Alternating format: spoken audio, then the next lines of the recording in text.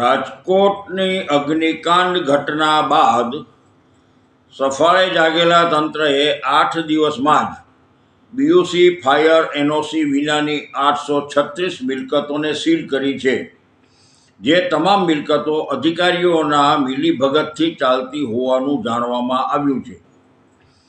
BUC fire NOC વિનાની મિલકતોનું બાંધકામ કઈ રીતે થયું તેવો પ્રશ્ન મ્યુનિસિપલ કમિશનર દ્વારા પણ કરવામાં આવ્યો છે.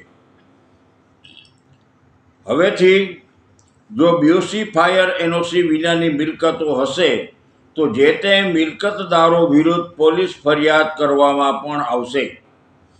ગતરોજ પાલિકા દ્વારા 12 શાળા, 12 હોસ્પિટલ, 20 કારખાના અને રિંગ રોડની કેટલીક માર્કેટોને સીલ કરવામાં આવી છે.